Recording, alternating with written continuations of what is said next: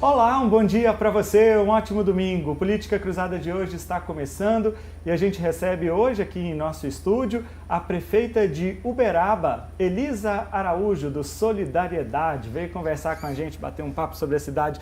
Bom dia, prefeita, muito obrigado pela sua presença. Bom dia, um prazer estar aqui. Tava me devendo essa visita, hein, prefeita? Olha, o mandato já está mais pela metade e agora, finalmente, a gente vai conseguir falar um pouquinho dessa tão querida cidade de Uberaba, nossa vizinha, nossa irmã aqui, né? Isso mesmo. Tava devendo mesmo, mas vim agora e venho logo mais. Ó, coisa boa. Bom, eu queria começar então por isso, porque mais de 2 anos já se passaram, é a sua primeira experiência, né, na política e já ingressou na política administrando uma cidade do porte de Uberaba. E quando a gente fala do porte de Uberaba, são coisas positivas e negativas, porque os problemas também são muitos, né? Como é que você pode fazer um balanço dessa sua experiência inicial, tanto na política quanto na prefeitura de Uberaba? Bom, minha primeira experiência na política foi inspirada pelo governador Romeu Zema, né? Sair realmente da zona de conforto, da condição de reclamar, para a condição de participar e fazer a sua parte. Dessa forma, encarei uma eleição em uma cidade do porte de Uberaba, né? E o sentimento de mudança veio com o governador em 2018 e ele representou ali a minha eleição também. E sendo uma prefeita eleita, primeira mulher em 200 anos na cidade, né, uma responsabilidade muito grande, né? Primeiro de trazer mais mulheres para a política, mas como também fazer uma boa gestão para dar a referência de uma gestão feminina pela primeira vez na nossa cidade. E sendo assim, a expectativa veio alta, né? A gestão da mudança. E a gestão da mudança com aquela expectativa muito alta e o primeiro ano com a pandemia nos níveis que ela chegou.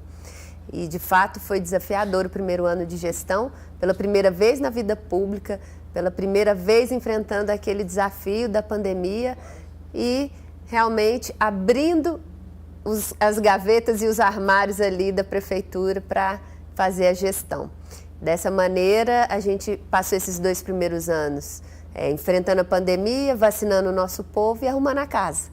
Dali, a gente conseguiu organizar, planejar, para que a gente possa agora colocar Uberaba onde ela merece, né? Avançando cada vez mais, entregando tudo aquilo que o povo merece e que a gente se comprometeu também com a população. Prefeita, se você pudesse, eu estou chamando de você porque eu te favor. acho muito jovem. Obrigada. Então peço licença para isso. Qual seria o maior desafio que você pode eleger assim? Olha, eu nunca imaginei que seria isso. Qual o aspecto que mais te impressionou, mais te incomodou? Qual é o maior problema que você elege que tem sendo a prefeita de Uberaba? Olha, eu enxergo a gestão pública já morosa por si só, já sabia disso, né? Mas se deparar do ponto de vista administrativo com essa morosidade, né? Com essas amarras e burocracias da gestão pública e sem tecnologia foi o meu maior impacto ali, né? Eu acredito que é o maior desafio mesmo, porque você conectar informações, né? Em pleno 2023, sem um sistema de gestão que seja integrado com as informações confiáveis, né? Que o cidadão possa acessar os serviços da prefeitura de maneira mais ágil. Esse, para mim, foi o maior impacto, a maior dificuldade mesmo. E logo que entramos e identificamos isso, nós buscamos aí no mercado e por meio também da Companhia de Desenvolvimento de Tecnologia que tem na Prefeitura de Uberaba, uma solução. E dessa forma, a gente começou no início desse ano, né? Porque as amarras são muitas, burocracia muito, só no início desse ano que a gente conseguiu implantar um sistema de gestão inovador, papel zero, né? Agilidade dos processos, higienização das informações. Veja bem, o cidadão hoje em Uberaba, ele tem vários cadastros na prefeitura. Um na educação, um na saúde, um no setor imobiliário, né? Então, cada lugar ele tem um cadastro, sendo que o CPF é um só. Então, a gente está enxugando isso para que, num panorama geral, a gente enxergue a realidade da prefeitura e possa tomar decisões com mais confiança e construir política pública direcionada ao que realmente precisa. Bom, vamos então passar desse preâmbulo político que eu gosto de conversar com quem chega aqui pela primeira vez. vamos para os problemas de Uberaba. Eu queria começar pelas obras do Mercadão Municipal, que é um prédio muito bonito, um prédio histórico, uma grande referência para a cidade de Uberaba. Começou e parou, a empresa sumiu. O que aconteceu? Sim, a empresa começou e largou a obra. Empresa irresponsável. E não era só essa obra que ela tinha pegado, não. Ela tinha pegado uma outra obra, que é da unidade de atendimento ao idoso, que precisava de uma reforma há muitos anos. E sendo assim, esse é um exemplo que eu posso te dar, que nós sancionamos a empresa e inabilitamos ela de participar de outras licitações por pelo menos 5 anos. E assim como essa empresa, nós fizemos com mais 20 outras empresas que se comportaram da mesma maneira, que não honraram, né, o contrato, que de fato não entregaram aquilo que se comprometeram, que estava escrito no contrato. E dessa forma a gente vai limpando a possibilidade dessas empresas ruins tomarem aí obras novas, porque nós temos um pacote de obras muito significativo, né, que está indo para a abertura dos editais, das licitações aí nos próximos dias. Pois é, eu vi até um movimento seu esses dias, no sentido de reunir o presidente do Sinduscom para poder dizer, olha, vamos incentivar com que as empresas da cidade participem das licitações. Não há possibilidade de colocar algum dispositivo nos editais, no sentido de privilegiar as empresas que tenham sede fixa em Uberaba, para tentar conter esse tipo de problema, prefeito? Porque isso é muito sério para a cidade, né? É muito sério, mas a gente precisa cumprir a lei de transparência e tudo mais, sem privilégios, né? Mas claro que esse movimento, né, de trazer para próximas empresas que estão instaladas em Uberaba foi importante, né? Eles se sentiram, primeiramente, privilegiados, né? Fomenta o associativismo, porque nós chamamos por meio do Sinduscom, e também a gente acessa ali, eles acessam as informações que nós passamos a eles de todas as obras que vão vir por aí. E dessa maneira, a empresa estando lá e ganhando a licitação, a gente tem a porta para bater, né? Uma maneira mais fácil da gente cobrar. E inabilitar uma empresa que está instalada em Uberaba, uma empresa tradicional, é muito ruim para ela. Então, com certeza, as que estão instaladas lá têm competência, têm capacidade para assumir as obras. E acho que essa sensibilização que nós fizemos aí nos últimos dias foi importante. E eles se sentiram assim parte também dessa construção, apontaram algumas questões da licitação que nós podemos melhorar para que realmente eles se interessem, mas nada muito diferente do que já foi, mas assim, se sentiram prestigiados e tiveram ali naquele momento o interesse de participar. Muitas empresas de Uberaba já participam, mas a gente quer mais, né, para que realmente aventureiros não voltem aí os olhos para as licitações de Uberaba. E a gente consiga entregar as obras no prazo previsto, no prazo colocado em contrato. Vamos voltar lá no Centro Municipal do Idoso e do Mercadão, que foram essas que tiveram problema. E agora, o que a Prefeitura fez? Já está licitando de novo, abrindo? Como é que está? Nós vamos para uma nova licitação, né? Isso incomoda a gente, né, que é gestor, porque realmente demora, mas a gente tem que cumprir e começamos uma nova licitação, porque a segunda colocada não podia assumir, né, pelo prazo, já tinha iniciado a execução, enfim. A empresa que estava lá só executou 5% da obra. Nossa. Então, realmente foi um prejuízo muito grande, mas a gente não pode desistir, tem que continuar, né? Quando assumimos a prefeitura, tinham muitas obras paradas que nós retomamos, né? Fizemos o processo todo novamente, como escolas, como quadras, como viadutos, né? Então, enfim, muita coisa a gente continuou, porque obra parada é dinheiro parado.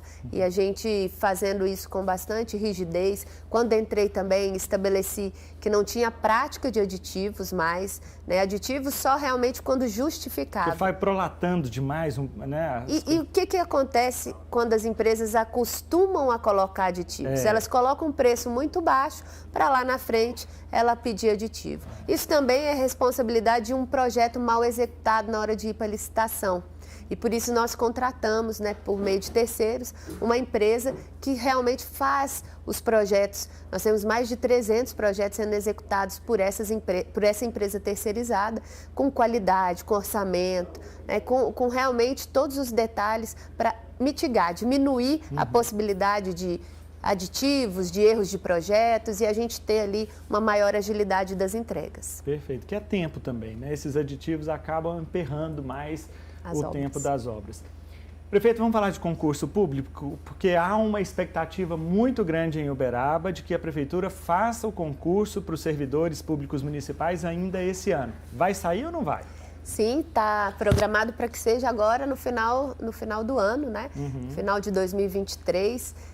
O concurso primeiro, né, para suprir as vagas que estão em vacância e também novas vagas aí para outros setores que são necessários, né? Dinâmica mudou da administração pública e a gente precisa de alguns profissionais que não tem hoje no quadro da prefeitura. E tem também aquela revisão do plano de carreiras e cargos que vocês estavam fazendo. Isso ainda está terminando ou já foi concluído? Isso está em fase de elaboração, mas é importante a gente falar que... Porque uma coisa está atrelada à outra, eu penso, né? Sim, o concurso. Sim. Está previsto aí em outubro a gente apresentar. Né? Então, antes disso, a gente foi fazendo também revisões pontuais em algumas carreiras que estavam muito defasadas, né? Como eu dou o exemplo aqui da Guarda Municipal, que realmente eles precisavam dessa revisão há 20 anos. Então, esperavam isso e não acreditavam, viu? Que a gente fosse fazer. E eu dei a palavra, eu honrei, cumpri e foi aprovada na Câmara Municipal. Eles ficaram muito felizes pelo reconhecimento. Além disso, todas as condições que nós trouxemos à Guarda Municipal, né, de viaturas, de uniformes, de instalações. Quando entramos lá, o negócio estava muito ruim, né? Falta de dignidade ali para trabalhar, é o que eu vi lá, e a gente conseguiu mudar essa realidade. Pois é, essa recomposição aí foi feita para os guardas municipais, para os enfermeiros também, não foi? Quando surgiu a discussão do piso da enfermagem em nível nacional, Isso. Aí nós ajustamos o piso em Uberaba do técnico de enfermagem, né? Porque o enfermeiro em Uberaba já recebia acima do piso proposto em nível nacional, né? Eu falo da rede municipal. E aí a gente conseguiu ajustar também com essa revisão aí do plano de carreira. Isso foi muito importante para eles, um reconhecimento desses profissionais que estiveram aí, né, na luta no combate à Covid. Sem dúvida. E agora eu fiquei sabendo que os médicos também estão querendo. Falou, e nós? Cadê o nosso aqui? O guarda municipal recebeu, o enfermeiro resolveu. E aí, cadê o dos médicos? Olha, tem muitas carreiras nessa realidade, né? É um efeito cascata e é natural, uma vez que realmente merecem. Os médicos também já têm o meu compromisso, principalmente porque os nossos médicos em Uberaba recebem, né? E eu falo os da rede, os concursados, eles recebem menos do que os médicos da região. E para a gente fazer realmente uma atenção primária de qualidade, onde eles atuam, a gente precisa realmente melhorar para eles e isso está sendo finalizado um estudo de impacto para que a gente possa avançar. Perfeito. Prefeita, sempre eu pergunto aqui para o gestor da cidade de Uberaba ou alguma liderança política de Uberaba sobre o gasoduto. Que, olha, eu acho que desde quando eu comecei aqui a trabalhar no jornalismo da TV Paranaíba, há 15 anos, a gente fala do gasoduto de Uberaba. E aí, cadê essa planta? Vai sair ou não vai? Como é que estão as tratativas? Pois gasoduto realmente ficou numa expectativa muito alta da comunidade. Há mais de 10 anos esse projeto vem sendo dito, sendo gerada essa expectativa. E é importante a gente ter pé no chão.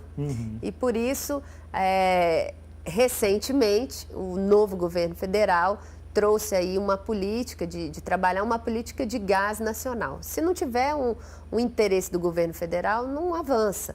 E por isso a gente precisa pensar no porquê que ainda não veio. O custo do gás no Brasil é muito alto, né? E com essa política nacional, a gente tem uma expectativa de que o preço reduzindo do gás no Brasil, a gente consiga atrair os investidores para trazer o gás ali do interior de São Paulo ou de outras áreas aí onde eles enxerguem que seja positivo, mas para Uberaba. Eu aposto aí nesse eixo Brasil Central vindo do interior de São Paulo, que é o mais próximo, né, em torno de 290 quilômetros, mas é um estudo que está sendo feito e a gente precisa entender que precisa trazer a demanda de gás para Uberaba, então a empresa precisa ser atraída para Uberaba, empresas que usam o gás, para que realmente o investidor tenha interesse de trazer o gás pelo gasoduto. a expectativa que a gente tem é que isso tudo venha por meio da iniciativa privada, com o interesse do governo do estado e do governo federal e do governo municipal, para que a gente possa unir forças e realmente esse investimento aconteça. Isso está em tratativas, a gente tem conversado com todos os investidores que realmente têm interesse nesse investimento, mas ainda não posso afirmar que o gás vai acontecer, porque realmente depende de vários fatores e eu não quero gerar essa expectativa que foi frustrada. Eu espero que quando eu traga a informação, eu traga ela de verdade, ela com muita solidez para que realmente a expectativa seja realidade. Prefeita, eu vi que vocês inauguraram um 4º distrito industrial, não é isso? Isso. Com uma estrutura adequada para atrair novos investimentos na cidade. Como é que estão as tratativas da sua área de desenvolvimento econômico no sentido de atrair esses investidores para a cidade, de fazer com que eles enxerguem o potencial de Uberaba, a estrutura que foi montada para recebê-los? Como é que estão essas negociações? Para falar em atração de investimentos, nós temos que falar da lei de incentivos que Uberaba tem, que é exemplo para o Brasil. Nós somos pioneiros em muitas ações de atração de investimentos e a lei de incentivos realmente é uma referência e ela traz ali benefícios, né? A empresa que queira se instalar em Uberaba, ela tem uma pontuação a possibilitar e com geração de empregos, né? A depender de como é a atuação dela, ela pode ter até 100% de benefício de doação diária, ela tem isenção do ISS de construção, ela também tem isenção de até 10 anos do IPTU. Então, são muitos benefícios que atraem os olhares dos investidores para a nossa Uberaba. Ela vai pontuando num ranking ali até ver qual que vai ser o benefício dessa empresa, dessa determinada empresa. É assim que funciona? Isso mesmo. Legal. Ela pode ter até 100% de doação da área, 80%, enfim, de acordo com a pontuação dela. E dessa maneira a gente consegue atrair os olhares e também com as áreas, né? E com infraestrutura. Infraestrutura, a revitalização dos nossos distritos atuais já estava no programa de governo, né? Nosso plano de governo já estava a melhoria dos distritos já instalados e a infraestrutura do Distrito Industrial 4, que só tinha no papel, não tinha nenhuma infraestrutura no Distrito Industrial 4, onde possibilitou que a gente pudesse atrair as empresas. Então, ele já está cheio, já não tem mais espaço no Distrito Industrial 4, ele já nasce pronto ali e já tem empresa que confiou que a gente iria fazer a infraestrutura e já começou a construção antes mesmo da infraestrutura chegar e ela abre as portas agora, esses últimos dias ela já abriu as portas junto com a infraestrutura que a gente levou.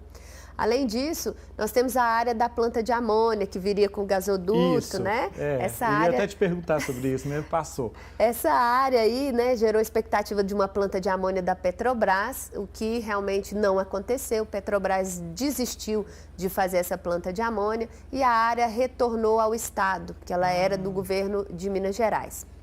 Dessa maneira, a área voltando para o Estado queria fazer um leilão dessa área para ficar livre dela. E eu falei, governador, não, essa área precisa estar na posse do município para a gente atrair empresa para ela. E o governador, com a sensibilidade que ele tem, né, e a parceria com o Uberaba, ele fez a cessão da área por 20 anos e agora está tramitando a doação em definitivo. Mas antes que a gente conseguisse tramitar a doação em definitivo, já com a cessão por 20 anos, a gente conseguiu trazer, né, atrair o maior investimento da história para Uberaba. Uma indústria de fertilizantes, né, aliás, de fertilizante verde, de nitrogenados, ela vem para Uberaba ali com a possibilidade de investimento de 5 bilhões de reais, com geração de emprego e renda para o nosso povo. É uma expectativa muito alta, nós estamos muito felizes e com ela vieram mais outras 70 empresas que acreditaram em Uberaba também. A gente conseguiu atrair aí todas essas empresas, mais de 7 mil postos de trabalho gerados, né, com essa atração de investimentos.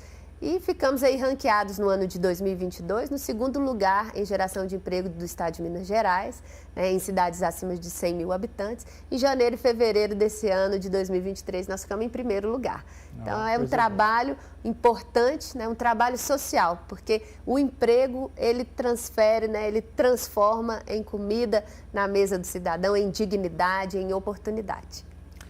Prefeita, vamos falar um pouquinho. Nosso tempo correu e a gente conversou já pouco, né? O tempo passa muito rápido aqui.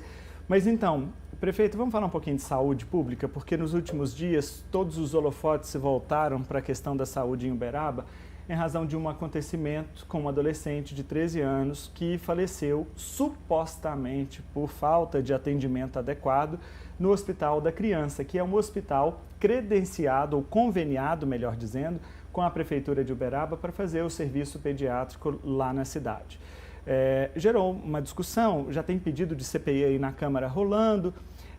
Como é que a senhora viu isso? Como é que você, melhor dizendo, enxergou esse problema e lidou com esse problema? Bom, primeiro é importante a gente dizer que é terrível, né? Uma notícia muito triste. Sem dúvida. Um adolescente de 13 anos, eu pude falar com a mãe pelo telefone, mas é dilacerante essa dor.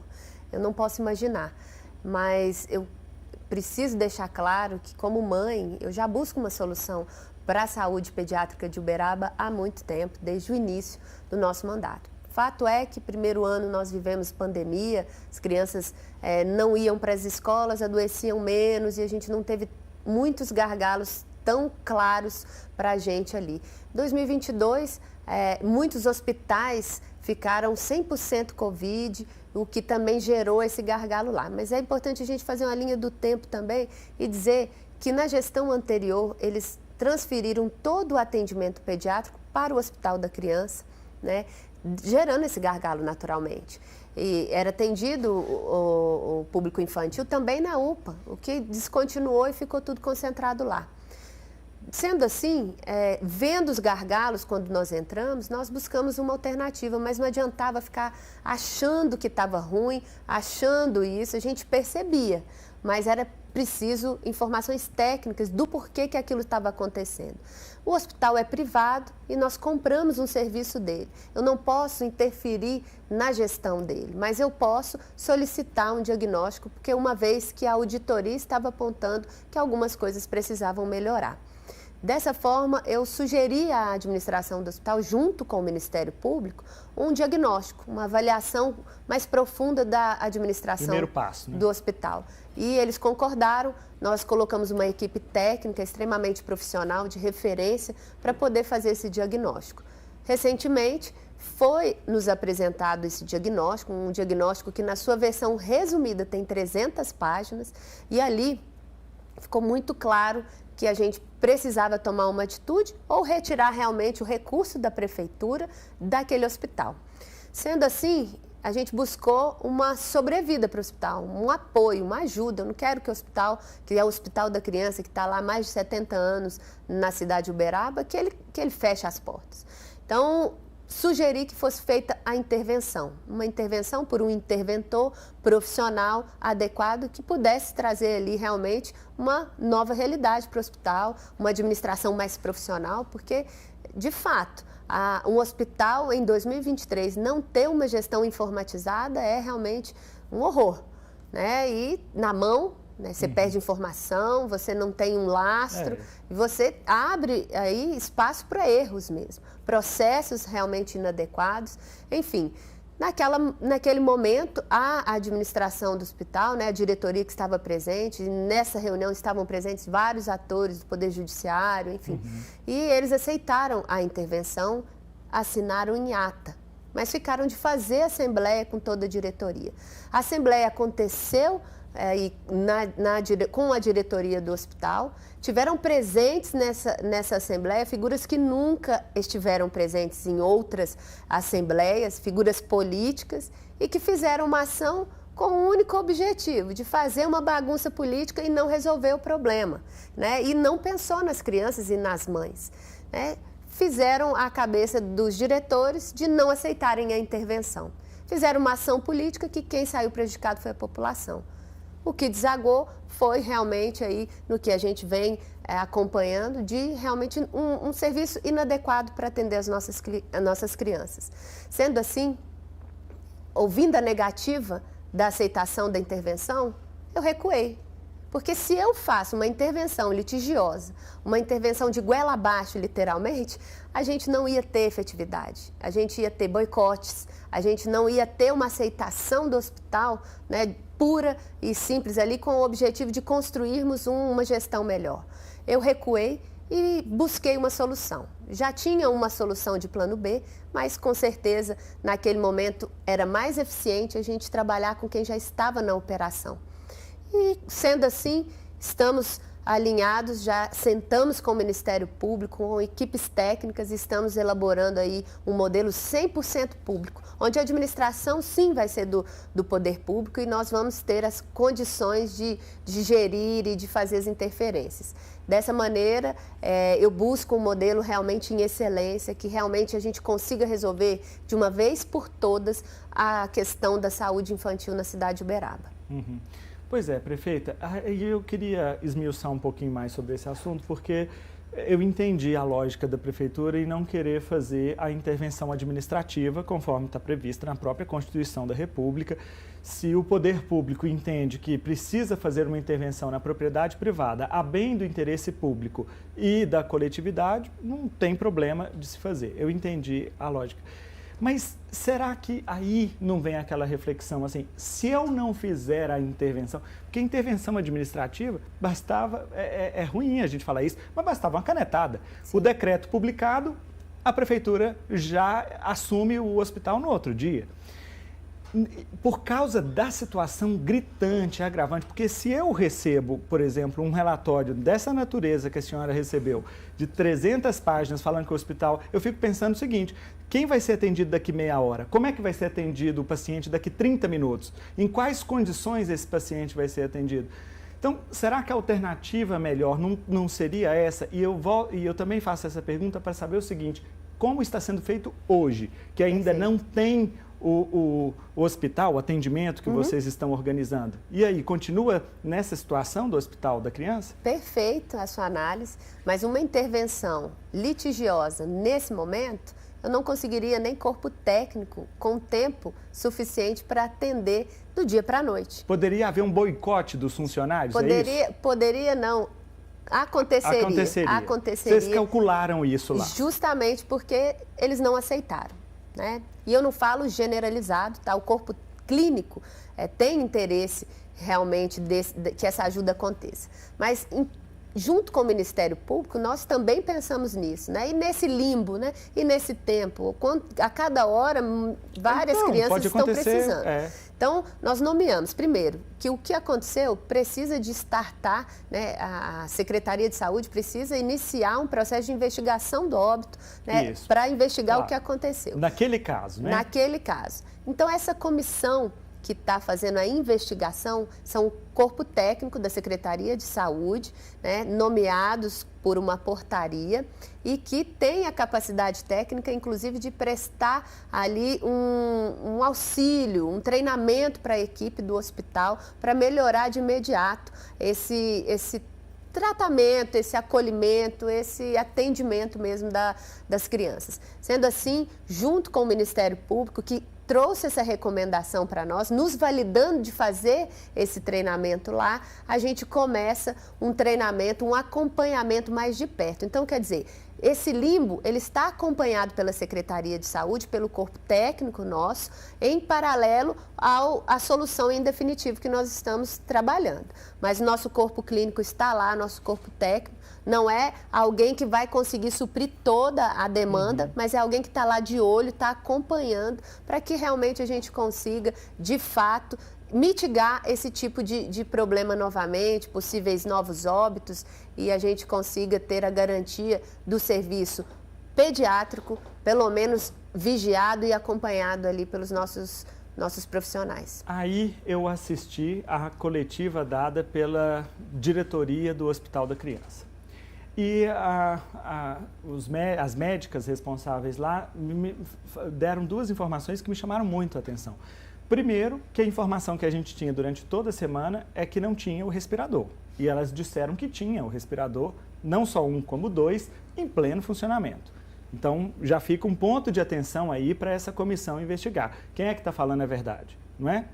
Segundo ponto é que eles alegam que foi um problema do SAMU, que o SAMU não quis fazer a transferência para o FTM porque o menino ainda não estava entubado, que eles só fariam uma transferência se o menino tivesse entubado. Que critério é esse? Como é que funciona isso? E o SAMU, me parece que a prefeitura também faz parte da gestão do SAMU lá. Sim, ele é regional, mas a prefeitura faz a gestão, não é isso? Como é que é? O SAMU ainda é municipal. Ele vai se tornar regional, que esse é o caminho que nós estamos credenciados no governo do estado. Sendo assim, é importante a gente falar sobre algumas coisas que aconteceram e que estão sendo apuradas na investigação. Tanto pelo Ministério Público quanto pela Polícia Civil, e nós fizemos um ofício solicitando essas investigações. Perfeito. Mas é importante, né, que a gente deixe claro que o hospital está se defendendo, né, de uma acusação grave. E o que eu pude apurar imediatamente, né, no dia seguinte, pela manhã, às 7 da manhã, é que o SAMU estava atendendo uma outra pessoa na rua que foi entubada no meio da rua, certo? E Uberaba só tem uma USA, que é um tipo de ambulância que pode fazer esse atendimento mais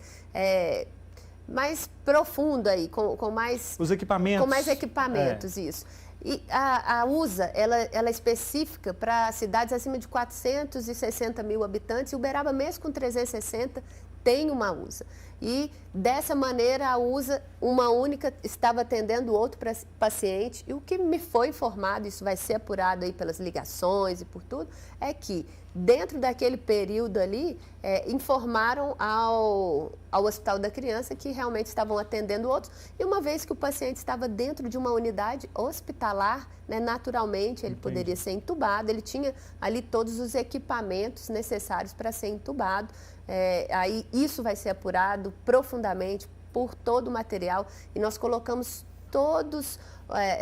tudo que nós levantamos, toda a equipe da Prefeitura, do SAMU, à disposição das investigações, porque isso tem que ser apurado de forma profunda, porque, de fato, se houve a negligência mesmo, os responsáveis têm que responder por isso. E essa situação, agora, política da Câmara Municipal, te incomoda? Não me incomoda.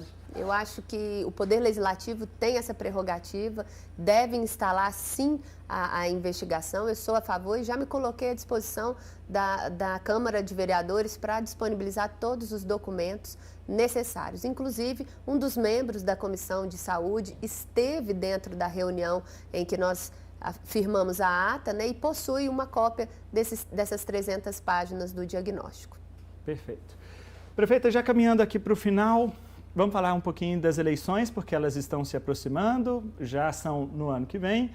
Você pretende disputar a reeleição para a Prefeitura de Uberaba? Olha, eu acho muito cedo para a gente falar sobre isso, né? Ixa, muito cedo. Eleição... Em que pese a gente já percebe o cenário, né? Todas as miras voltadas para mim, né? Com certeza estão me achando mais forte aí do que tudo, né? Porque todos estão voltados com as miras para nós aqui. Então, penso que eu tenho que focar, eu como gestora, na entrega, no trabalho, porque é para isso que eu fui eleita, né? Então, fui eleita em 2020 para entregar 4 anos de resultado para a nossa comunidade, enfrentei vários desafios, mas agora a casa está arrumada. Agora a gestão está encaminhada e as entregas vão aparecer, vão fazer realidade toda a esperança que o nosso povo colocou em mim. Qual o cenário assim possível em Uberaba? Vamos pensar aqui. O PT deve ter um candidato, naturalmente, porque o PT deve dar um grande esforço agora naquelas cidades onde a eleição do presidente Lula não foi tão favorável. É o caso de Uberaba, é o caso de Uberlândia, por exemplo, que também deve ter um candidato do PT, então você já teria um adversário do PT. O ex-prefeito Paulo Pial está ali articulando o grupo dele, diz que não é candidato ainda, mas faz parte do jogo, mas provavelmente deve ser ele o escolhido também ali do MDB, apesar de ter um vereador, esqueci o nome do vereador, que está pleiteando também, e o ex-deputado Nárcio também está articulando uma outra frente lá no PSB, em parceria com o vice-presidente da República, Geraldo Alckmin, que é alguém que ele tem ligação. É esse o cenário de Uberaba? Você deve ter aí uns 3 adversários?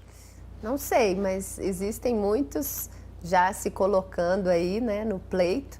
Vamos esperar aí, né, se realmente eu irei, mas antes de tudo a gente tem que pensar no trabalho agora, nas entregas, né, em todos os projetos que foram planejados e que agora serão executados. E agora vai.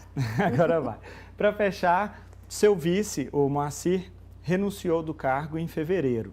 Ele comunicou isso à Câmara e publicou uma carta à população dizendo que estava meio isolado, foi escanteado do governo, que o ritmo das ações do plano de governo não estava contente com aquilo que ele imaginava. O que aconteceu? Vocês brigaram? Bom, eu respeito a decisão do Moacir e acolhi a decisão dele com tranquilidade. Acho que o mais importante é falar sobre o que eu tenho feito, que é trabalhado bastante, né, incansavelmente. Quem o diga é minha família, né? Minha família que vive realmente ali me esperando todos os dias em casa, depois de mais de 12, 14 horas, trabalhando duro. E o meu compromisso com a população, que confiou em mim, eu estou cumprindo. Tá certo. Elisa Araújo é prefeita da cidade de Uberaba, veio aqui conversar conosco. Prefeita, um prazer ter você aqui conosco. Volte outras vezes. Muito obrigado pela presença. Eu que agradeço. Até a próxima. Até.